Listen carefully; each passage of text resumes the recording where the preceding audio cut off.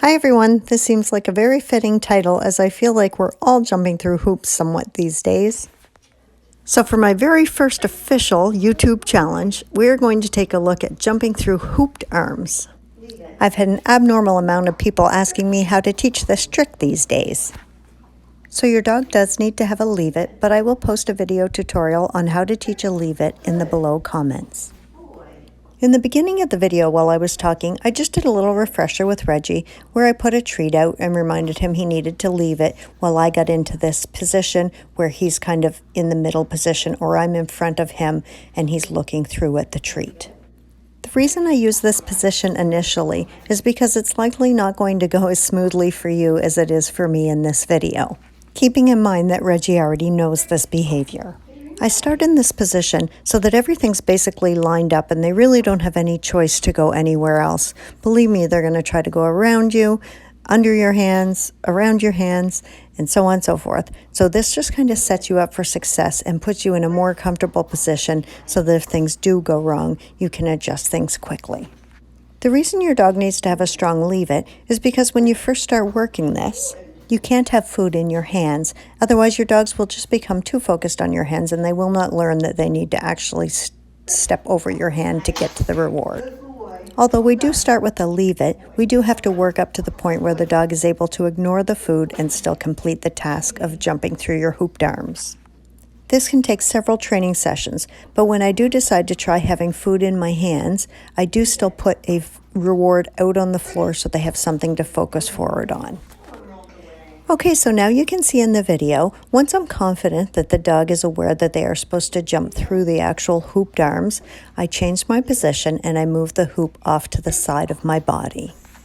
This can be an awkward position for the handler, so that's why I train it initially in the middle position until the dog knows the behavior somewhat. Now I'm just going through the same training process that I did when Reggie was in the middle position, but I have him off to the side position.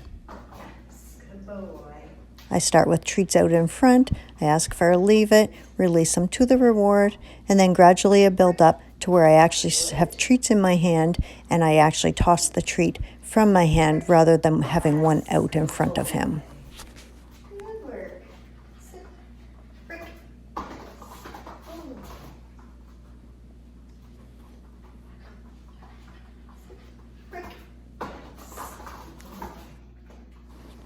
Once your dog knows to jump through hooped arms, you can just gradually change the position of your arms to make it look like whatever you want it to in the end. So here you can see that I'm just showing you an easy example of how you can actually make your arms wider if you had a larger breed dog. So I just went outside and grabbed a stick. You could use the handle from something. You could actually use a hula hoop, anything that extends the width of your arms to make it easier for your dog to jump through the actual hoop.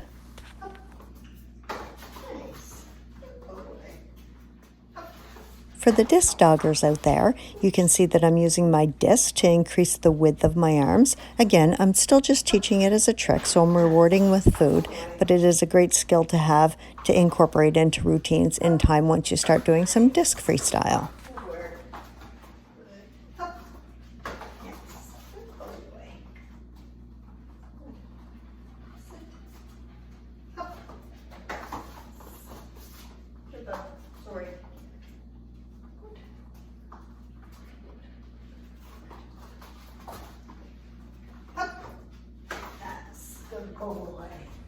Here I demonstrate a way to make your hoop even larger. Once your dog knows the jumping through a hoop behavior, then a hoop is a hoop, and they'll pretty much jump through anything that's shaped like a hoop. When given their verbal cue, my verbal cue is hup, which pretty much means jump over or through whatever's in front of you when you hear that cue. Have fun training this, and I hope to see lots of videos.